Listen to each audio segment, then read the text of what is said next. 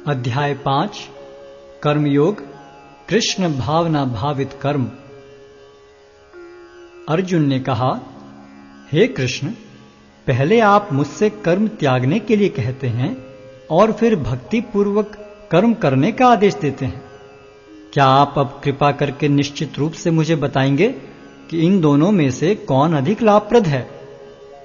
श्री भगवान ने उत्तर दिया, मुक्ति के लिए तो कर्म का परित्याग तथा भक्ति में कर्म दोनों ही उत्तम हैं, किंतु इन दोनों में से कर्म के परित्याग से भक्ति युक्त कर्म श्रेष्ठ है। जो पुरुष न तो कर्म फलों से घृणा करता है और न कर्म फल की इच्छा करता है, वह नित्य सन्यासी जाना जाता है। हे महाबाहु अर्जुन, ऐसा मनुष्य समस्त द्वंद्वों से रहित होकर बहुबंधन को पार कर पूर्णतया मुक्त हो जाता है। अज्ञानी ही भक्ति को भौतिक जगत के विश्लेषणात्मक अध्ययन से भिन्न कहते हैं। जो वस्तुतः ज्ञानी हैं वे कहते हैं कि जो इनमें से किसी एक मार्ग का भली भांति अनुसरण करता है वह दोनों के फल प्राप्त कर लेता है। जो यह जानता है कि विश्लेषणात्मक अध्ययन द्वारा प्राप्य स्थान भक्ति द्वारा भी प्राप्त किया जा सकता है, और इस तरह जो सांख्य योग तथा भक्ति योग को एक समान देखता है वही वस्तुओं को यथारूप में देखता है।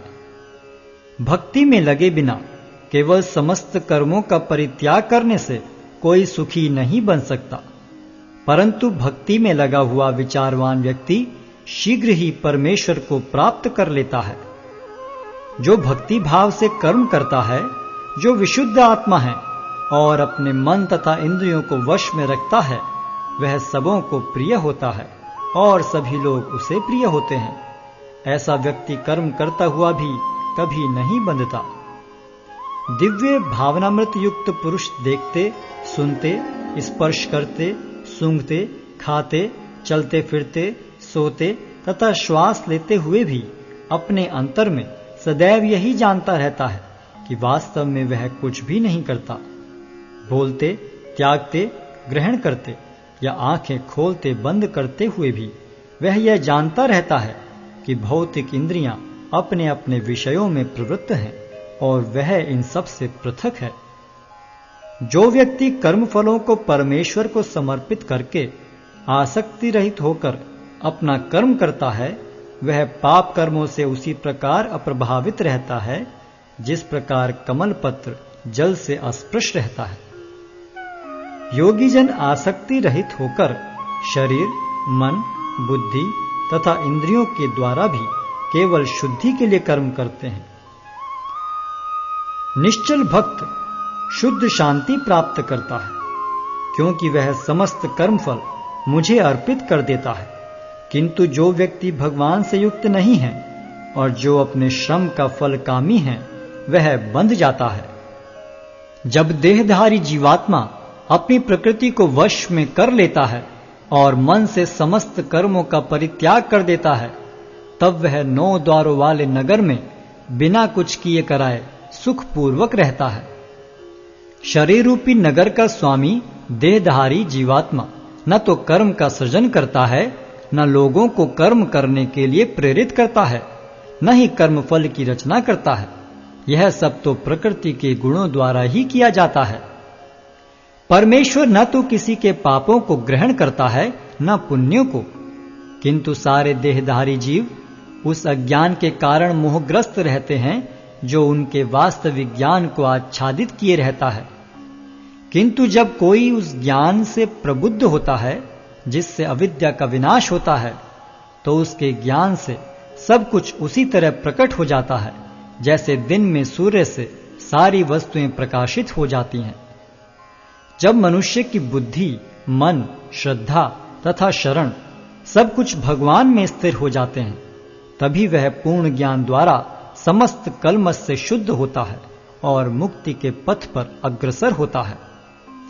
विनम्र साधु पुरुष अपने वास्तविक ज्ञान के कारण एक विद्वान तथा विनीत ब्राह्मण, गाय, हाथी, कुत्ता तथा चांडाल को समान दृष्टि से देखते हैं। जिनके मन एकत्व तथा समता में स्थिर हैं, उन्होंने जन्म तथा मृत्यु के बंधनों को पहले ही जीत लिया है। वे ब्रह्म के समान निर्दोष हैं और सदा ब्रह्म में ही स्थित रहते हैं। जो न तो प्रिय वस्तु को पाकर हर्षित होता है और न अप्रिय को पाकर विचलित होता है, जो स्थिर बुद्धि है, जो मोह रहित है और भगवद विद्या को जानने वाला है, वह पहले से ही ब्रह्म में स्थित रहता है। ऐसा मुक्त पुरुष भौतिक इंद्रिय सुख की ओर आकृष्ट नहीं होता, अपितु सदैव समाधि में रहकर अपने अंतर में आनंद का अनुभव करता है। इस प्रकार स्वरूप सिद्ध व्यक्ति पर ब्रह्म में एकाग्र चित्त होने के कारण असीम सुख भोगता है। बुद्धिमान मनुष्य दुख के कारणों में भाग नहीं लेता, जो कि भौतिक इंद्रियों के संसर्ग से उत्पन्न होते हैं। हे कुंती पुत्र, ऐसे भोगों का आदि तथा अंत होता है, अतः चतुर व्यक्ति उनमें आनंद नहीं लेता। यदि इस शरीर को त्यागने के पूर्व कोई मनुष्य इंद्रियों के वेगों को सहन करने तथा इच्छा एवं क्रोध के वेग को रोकने में समर्थ होता है, तो वह इस संसार में सुखी रह सकता है। जो अंतःकरण में सुख का अनुभव करता है, जो कर्मठ है और अंतःकरण में ही रमण करता है तथा जिसका लक्ष्य अंतर्मुखी होता है, वह सचमुच पूर्ण योगी है। वह पर ब्रह्म में मुक्ति पाता है और अंततोगत्वा ब्रह्म को प्राप्त होता है। जो लोग संशय से उत्पन्न होने वाले द्वैत से परे हैं, जिनके मन आत्म साक्षात्कार में रत हैं, जो समस्त जीवों के कल्याण कार्य करने में सदैव व्यस्त रहते हैं और जो समस्त पापों से रहित हैं, वे ब्रह्म निर्वाण को प्राप्त होते हैं। जो क्रोध तथा समस्त भौतिक इच्छाओं से रहित हैं, जो स्वरूप सिद्ध आत्म संयमी हैं और संसिद्धि के लिए निरंतर प्रयास करते हैं, उनकी मुक्ति निकट भविष्य में सुनिश्चित है। समस्त इंद्रिय विषयों को बाहर करके, दृष्टि को बाहों के मध्य में केंद्रित करके, प्राण तथा पान वायु को नथुनों के भीतर रोककर और इस तरह मन, इंद्रियों तथा बुद्धि को वश में करके जो मोक्ष को लक्ष्य बनाता है, वह योगी इच्छा, भय तथा क्रोध से रहित हो जाता है। जो निरंतर इस अवस्था में रहता है, वह अवश्य ही मुक्त है। मुझे समस्त यज्ञों तथा तपस्याओं का परम भोक्ता, समस्त लोकों तथा देवताओं का परमेश्वर एवं समस्त जीवों का उपकारी एवं हितैषी जानकर मेरे भावनामृत से पूर्ण पुरुष भौतिक दुखों से शांति लाभ करता है।